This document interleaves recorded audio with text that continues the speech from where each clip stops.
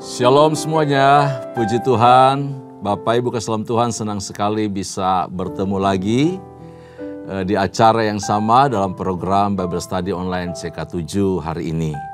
Nah, pelajaran yang akan kita lanjutkan dari setiap hari pembacaan kita.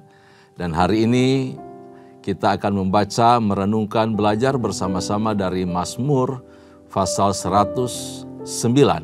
Dengan judul doa seorang yang kena fitnah atau doa mohon pembalasan. Dalam Mazmur ini tidak diketahui siapa yang dimaksudkan oleh Daud mengenai musuhnya itu. Siapa musuh yang sedang Daud bicarakan yang membenci dirinya sedemikian rupa. Apakah itu Saul? Apakah itu Doeg, seorang Edom? Atau apakah itu Ahitofel, ayah dari Batseba? Atau mungkin Absalom anaknya? Siapapun musuh itu dan apapun tindakan mereka terhadap Daud. Bagi Daud, Tuhan adalah pembela dan penolong baginya. Seberapa hebat, besar, kuat musuh itu, jika Allah ada bersama dirinya. Itu keyakinan Daud. Dia pasti menolong dan menyelamatkan Daud. Saya percaya hal itu juga dalam kehidupan kita. Seberapa besar masalah yang sedang kita hadapi, jika Allah bersama dengan kita, kita tampil sebagai pemenang. Amin. Nah, sebelum kita membaca pasal 109 ini, mari saya ajak kita semua untuk masuk dalam hadirat Tuhan. Kita mau puji sembah Tuhan Allah yang hidup. Haleluya.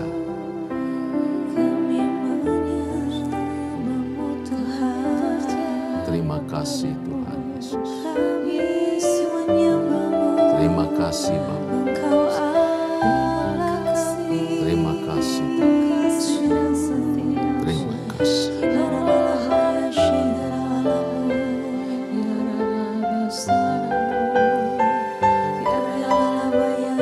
Siapkan hati kami, jiwa kami, roh kami, tubuh kami, memuji Tuhan, menyembah Yesus. Haleluya. Siapa lawannya? Lebih dari pemenang dalam segala hal. Ku pasti dapat lakukan semua. Yesus yang beri kekuatan, oh terpujilah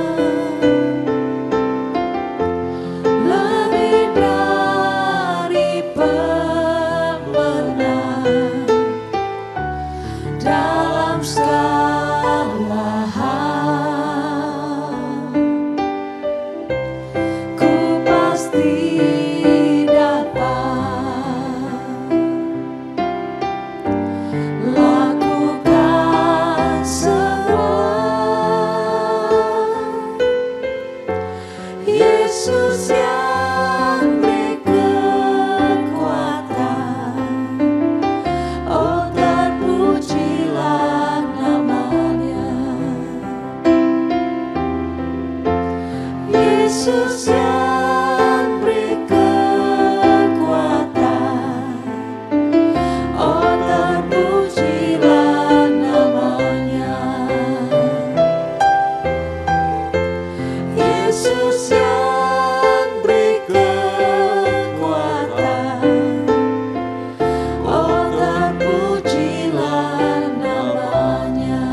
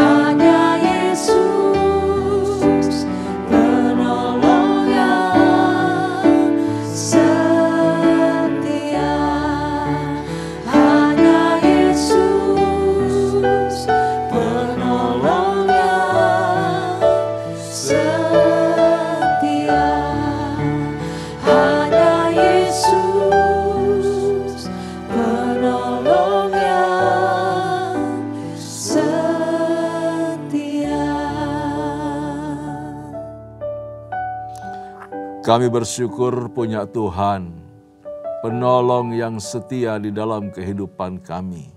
Di dalam berbagai pergulatan hidup, Engkau Allah tak pernah meninggalkan kami. Persoalan sebesar apapun datang menimpa kami umat-Mu. Tetapi kami bersyukur Engkau Allah tak pernah meninggalkan kami sedetik pun. Engkau memberi kami kekuatan, Engkau hadir menopang seluruh hidup kami, sampai kami menjadi umat pemenang. Bersama Allah kami lakukan perkara-perkara yang ajaib dan besar. Terpujilah nama-Mu ya Tuhan. Berkati pelajaran kami pada hari ini. Berkati ketika kami belajar, membaca, merenungkan firman-Mu. Sehingga bersama-sama kami dikuatkan dan dimampukan melakukan firman kebenaran-Mu. Iman kami bertumbuh, iman kami menjadi kuat, iman kami semakin dewasa di dalam Tuhan. Demi nama Yesus firman yang hidup, kami bersyukur sebab urapan-Mu ada atas kami semua. Kami berdoa, haleluya, amin, amin. Puji Tuhan. Bapak Ibu kekasih di dalam Tuhan, Mazmur yang kita baca nanti yaitu Mazmur 100 yang ke-9. Mazmur ini ya kita belajar untuk menyerahkan hak. Ya kan, nanti sebentar kita baca, kita akan melihat bersama-sama bahwa si pemazmur sedang mengajarkan kita untuk menyerahkan hak pembalasan dan kejahatan musuh-musuh, ya, musuh-musuh dari si pemazmur untuk kita, musuh-musuh kita, siapapun yang membenci kita sebagai umat Tuhan, musuh-musuh Kristus juga, ya, yang menolak Yesus Kristus sebagai Tuhan dan Juru Selamat, yang memusuhi gereja, yang memusuhi kita semua orang percaya, yang memusuhi Tuhan kita. Kita belajar untuk menyerahkan hak pembalasan itu hanya kepada Tuhan saja. Amin. Sebab Tuhan tidak memanggil kita, mengangkat kita sebagai hakim untuk sesama kita. Juga untuk musuh kita. Dialah yang akan menghakimi dengan adil dan benar. Baik, mari buka Alkitab kita bersama-sama di dalam Mazmur pasalnya yang ke-109. 109. Doa mohon pembalasan atau doa seorang yang kena fitnah, ya. Nah, kita akan baca mulai dari ayat pertama sampai ayat yang kelima lebih dahulu, Bapak Ibu. Sudah menemukan semua Mazmur pasal 9? Saya akan bacakan. Untuk pemimpin biduan Mazmur Daud. Ya Allah, pujianku, janganlah berdiam diri. Sebab orang fasik dan penipu membuka mulut menyerang aku. Mereka berbicara terhadap aku dengan lidah dusta. Dengan kata-kata kebencian mereka mengepung aku dan memerangi aku tanpa alasan. Sebagai balasan terhadap kasihku, mereka menuduh aku. Tetapi aku tetap berdoa. Mereka membalas kejahatan kepadaku ganti kebaikan dan kebencian ganti kasihku.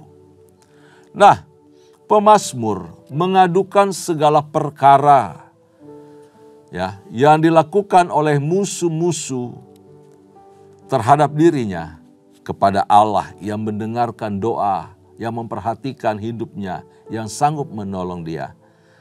Semua diadukan kepada Allah melalui doa yang dia panjatkan. Bapak Ibu kasih dalam Tuhan merupakan satu penghiburan bagi kita semua orang yang benar. Orang yang sudah dibenarkan oleh Kristus melalui karya salib.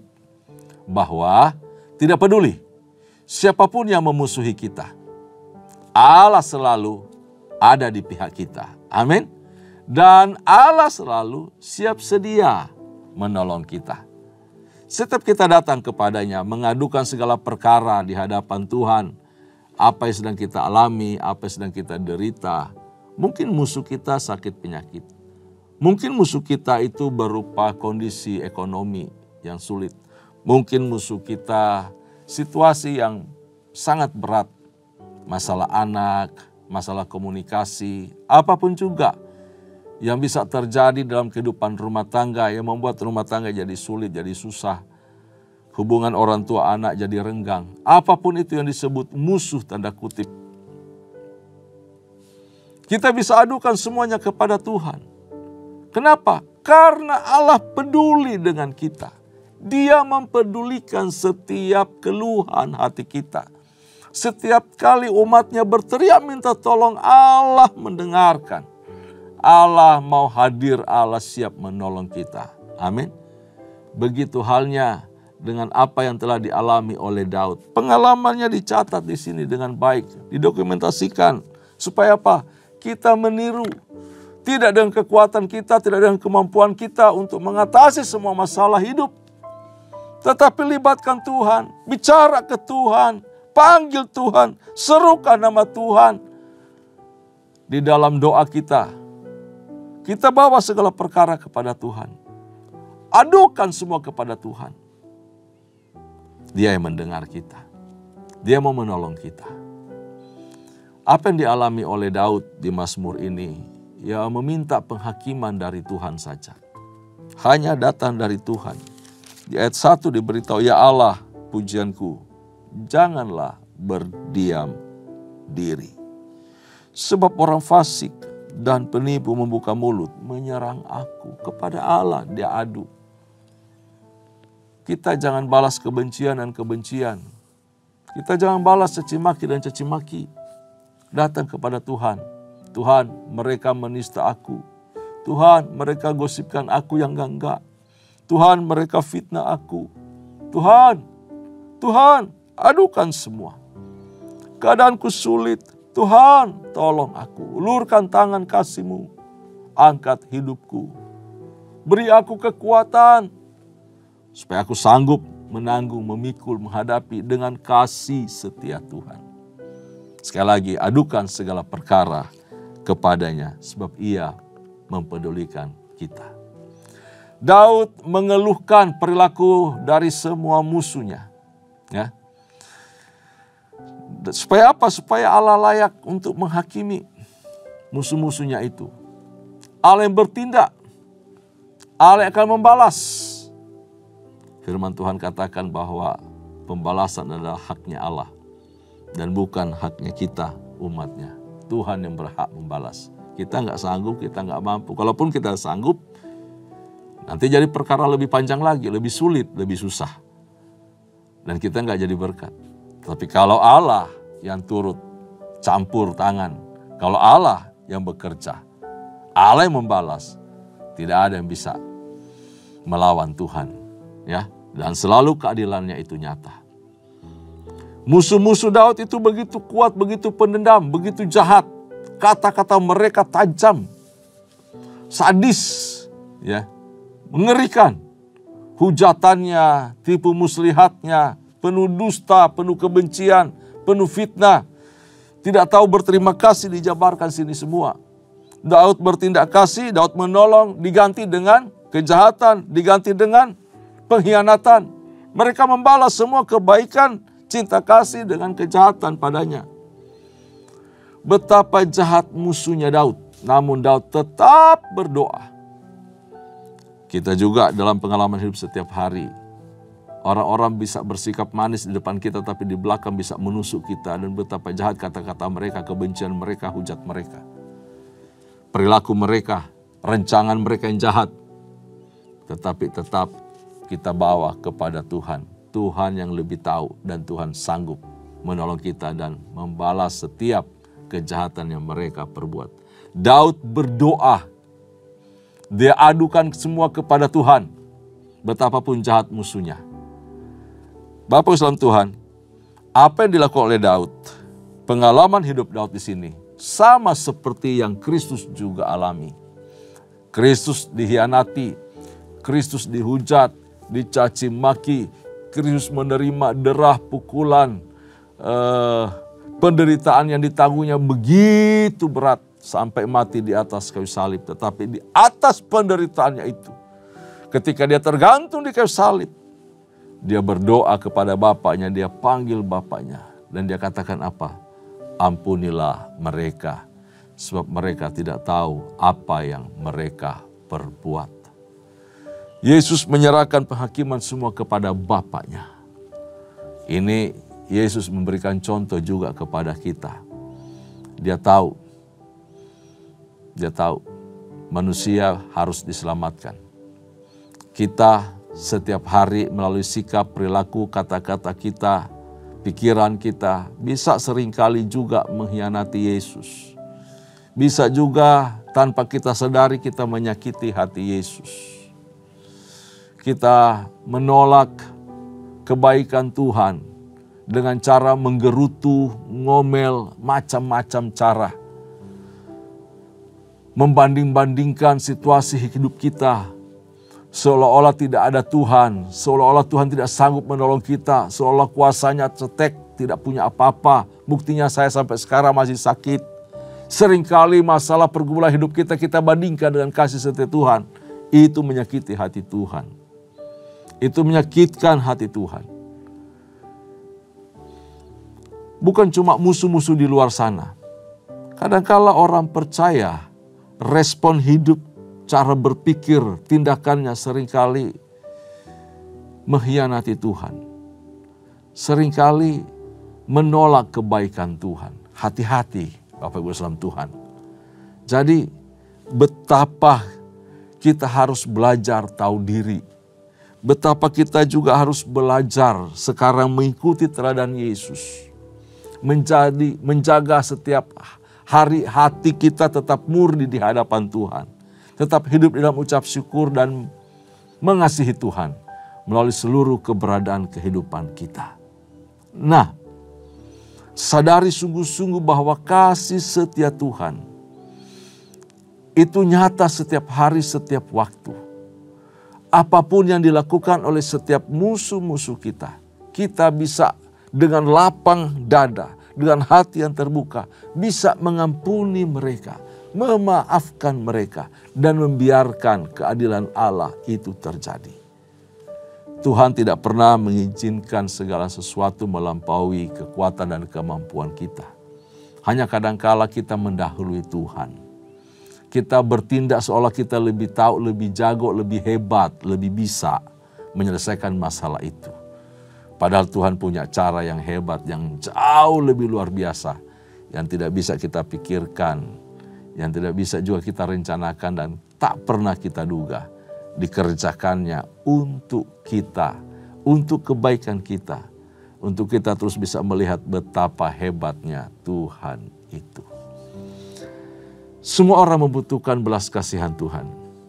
Karenanya itu, ketika kejahatan kita alami, ketika perilaku tidak adil kita alami, ketika kesengsaraan hidup mungkin kita alami, kita sudah berkata kepada Tuhan, Tuhan, aku sudah belajar setia, aku sudah rajin beribadah, aku rajin melakukan kebenaran firman, tetapi kenapa masalah ini terus datang, kenapa pergumulan ini kok datang makin berat?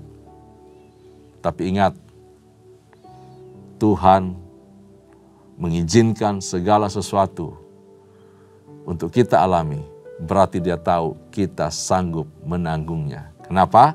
Karena kasih setia Tuhan tetap nyata di dalam kehidupan kita. Ia menyertai, Dia melindungi, dan Dia menolong kita. Sekali lagi, setiap kali kita mengalami keadaan sulit, setiap kita berada dalam masalah yang berat, setiap kita berada di tengah-tengah ancaman, setiap kita mengalami sesuatu yang tidak adil, datang kepada Tuhan, adukan segala perkara di hadapannya.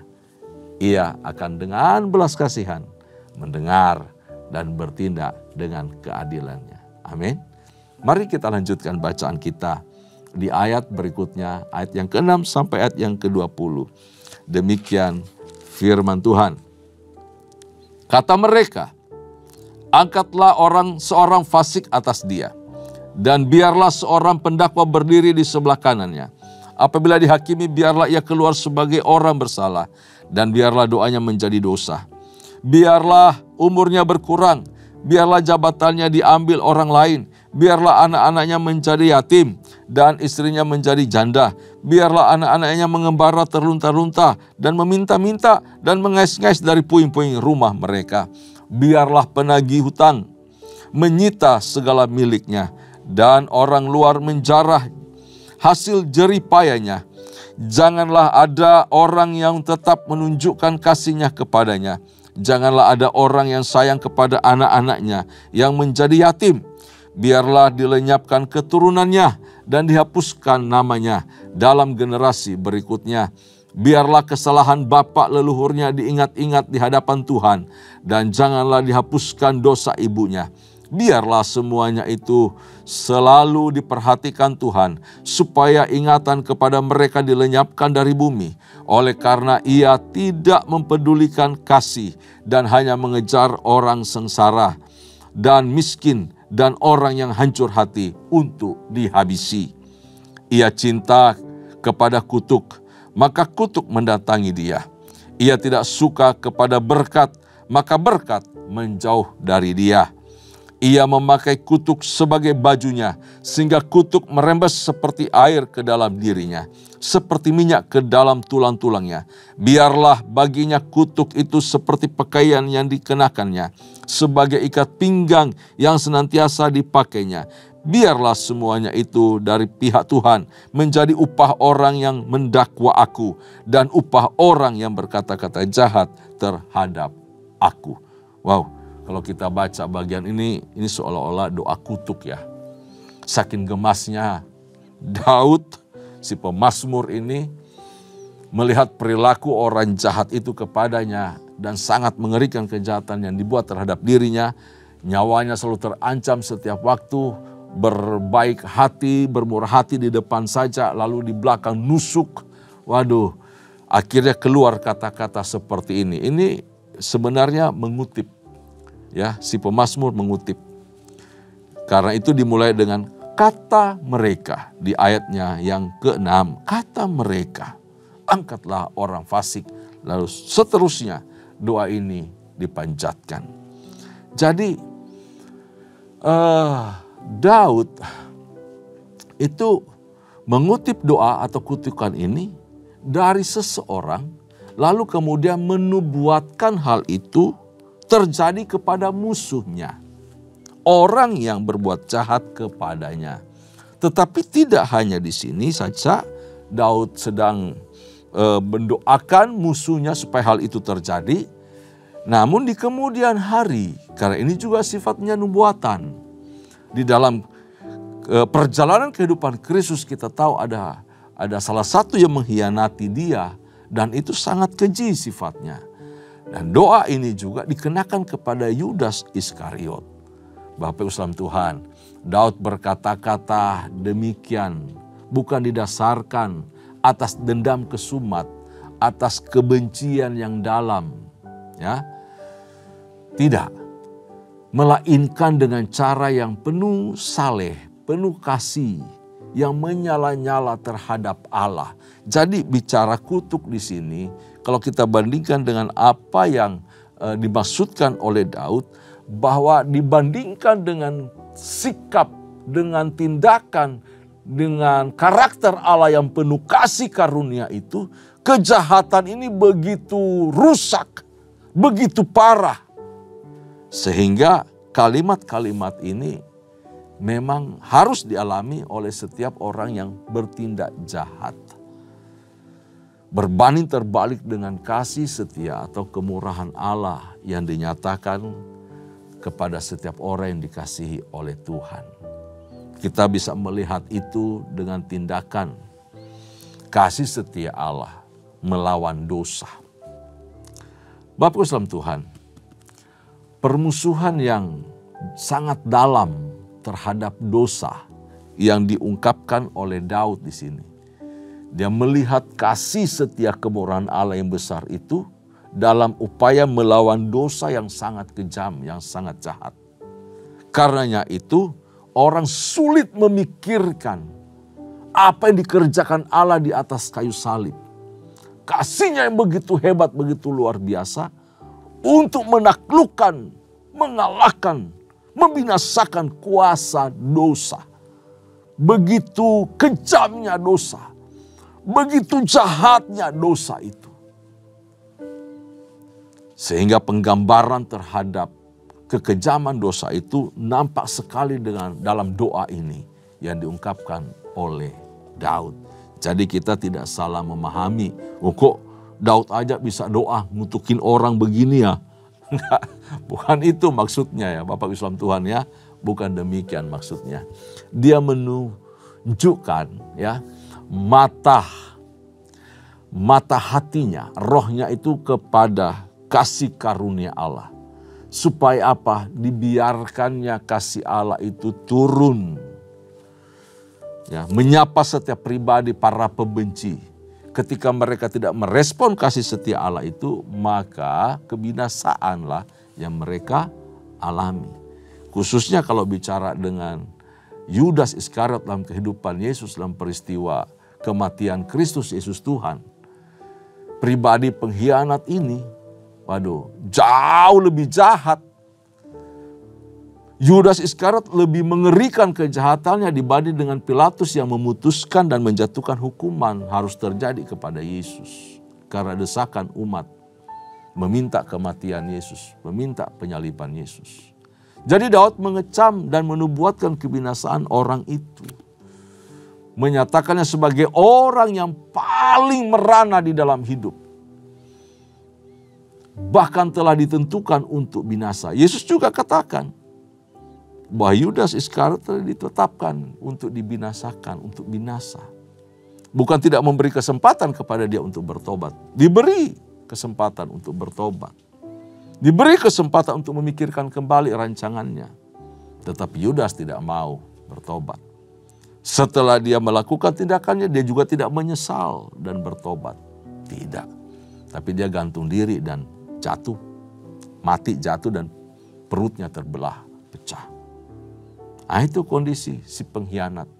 Kondisi orang yang kejam. Kondisi orang yang tidak setia. Sekalipun terdengar kejam, Bapak Islam Tuhan, sangat kejam. Tetapi dalam konteks perjanjian lama, dasar malapetaka yang dibuatkan di sini layak ditimpahkan Allah atas orang-orang ya sebagai upah ya atas kejahatannya, atas upah perilaku yang mengkhianat, yang membenci dan berperilaku yang sangat kejam.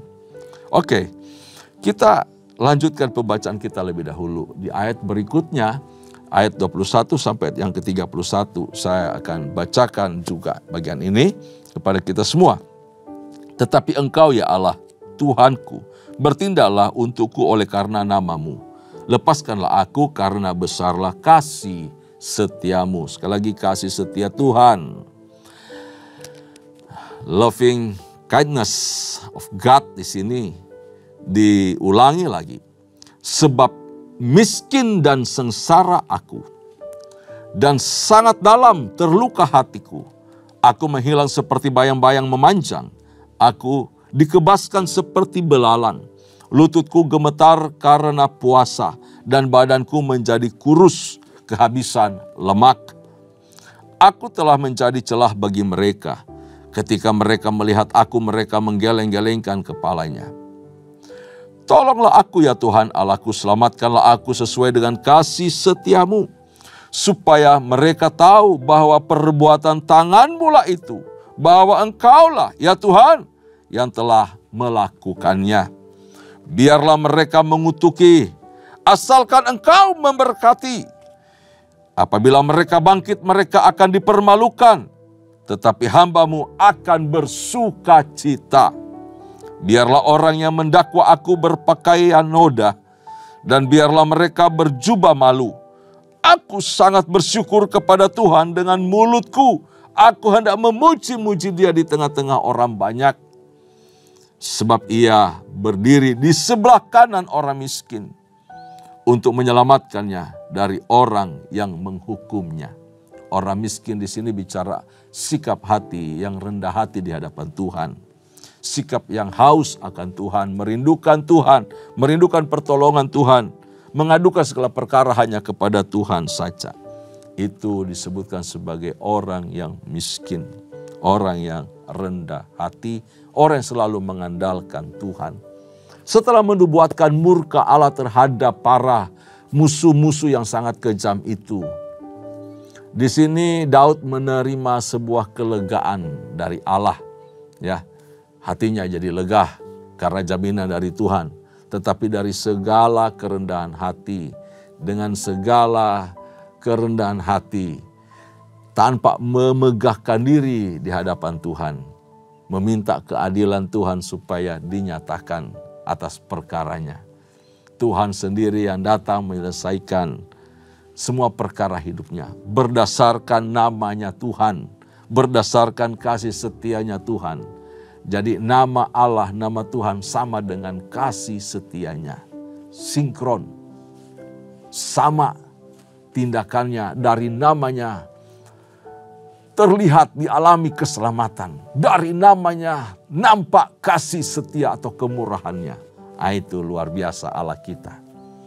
Kasih karunia, belas kasihan, kemurahan hati Allah. Yaitu kasih yang sangat teguh. Yang didasarkan atas perjanjian. Nah, ini dia. Jadi kasih setia Allah dan Allah bertindak atas kasih setia itu berdasarkan perjanjian yang telah dibuat. Melalui sumpah terhadap dirinya sendiri. Kenapa Allah bersumpah kepada dirinya sendiri? Tidak ada yang lebih dari Allah. Hanya dialah sendiri. Jadi bersumpah atas dirinya sendiri. akan melakukan tindakan, akan melakukan keadilan, akan melakukan pembenaran, dan menolong setiap orang yang mengasihi Dia, yang datang mencari Dia. Nah, Bapak Ibu saudara Tuhan, Daud menilai bahwa Allah itu sangat tinggi, bahwa Allah itu luar biasa. Berkat Allah itu melampaui kutuk yang dikatakan setiap orang kepadanya. Biarlah mereka mengutuki, asalkan Engkau memberkati. Orang boleh mengutuk siapapun, ya, boleh mengutuk kita. Sekarang ini lagi gemar orang mengutuki umat Tuhan, Israel. Tetapi perhatikan, berkat Tuhan, janji Allah, kasih setia Tuhan, perlindungan Allah, perkenanan Allah, jauh melebihi kutuk-kutuk itu. Wah, di sini kita hebat ya, punya Tuhan seperti itu. Bapak dalam Tuhan, apapun dikatakan orang tentang kita, apapun kata sumpah serapah, kata-kata kutuk disampaikan kepada kita, kutuk tanpa alasan tidak akan mempan. Sebab apa? Berkat Allah, covering dari Allah, perlindungan penyertaan Allah jauh lebih unggul, jauh lebih hebat, lebih kuat dari kutuk-kutuk tersebut. Jadi jangan takut menjalani hidup, jangan ngeri dengan ancaman orang. Takutlah kepada Tuhan, sebab perlindungannya sempurna atas kita. Amin. Terakhir dari bagian Mazmur 109 ini, si pemazmur menutup Mazmur ini dengan penuh kegirangan, ya, penuh kegirangan, penuh sukacita, penuh iman bahwa kesukarannya kini yang sedang dialaminya akan berakhir, akan ending dengan kemenangan yang diberikan oleh Tuhan. Dia berjanji kepada Allah yang memberi dia kemenangan bahwa dia akan memuji Tuhan. Dia akan memasyurkan nama Tuhan. Dia akan mengagungkan Tuhan oleh karena Allah telah membela hidupnya. Bahwa Allah telah membela perkaranya. Bahwa Allah telah memberikan dia keselamatan. Bahwa Allah telah menyatakan pertolongannya. Dan memberikan dia kemenangan gilang gemilang dari musuh-musuhnya. Saya percaya kita juga akan melakukan hal yang sama. Setiap kali kita sembuh pulih dari sakit, setiap kali ekonomi kita dipulihkan, dibangkitkan lagi. Setiap kali kita luput dari maut, setiap kali kita menang atas perkara persoalan hidup, mulut kita akan memuji Tuhan, memuliakan, mengagungkan Dia sebab Dia Allah yang baik. Yang terus menyatakan kasih setianya dalam kehidupan kita orang percaya. Amin. Tuhan Yesus memberkati kita. Tundukkan kepala, kita berdoa. Terima kasih buat firman-Mu, terima kasih buat kebenaran-Mu yang menguatkan kami semua, menolong kami semua untuk terus bersyukur kepada Tuhan. Membuat kami tidak takut, tidak ngeri terhadap apapun juga yang akan menimpa kami dirancangkan orang-orang jahat. Sebab kami punya Allah yang hidup, kami punya Tuhan yang gagah perkasa, yang selalu menolong kami, menyertai kami, bahkan hidup di dalam kami. Kata-kata kutuk bukanlah apa-apa dibandingkan janji berkat, penyertaan Tuhan yang mulia, yang agung, yang hebat itu di dalam kehidupan kami umat-Mu. Terpuji nama-Mu, berkati semua umat-Mu, berkati gereja-Mu, berkati kami semua. Dalam nama Yesus Tuhan. Kekasih-kekasih Tuhan, arahkan hatimu di hadapan Allah. Terimalah anugerah serta berkat yang melimpah dari Allah Bapa, kasih sayang di dalam Kristus Yesus Tuhan, serta persekutuan yang manis dengan Allah Roh Kudus menyertai kita mulai hari ini sampai parusia. Tuhan datang pada kali yang kedua, bahkan sampai selama-lamanya. Setiap kita yang percaya dan terima berkat, sama-sama katakan, amin, amin. Tuhan Yesus memberkati kita semua. Shalom.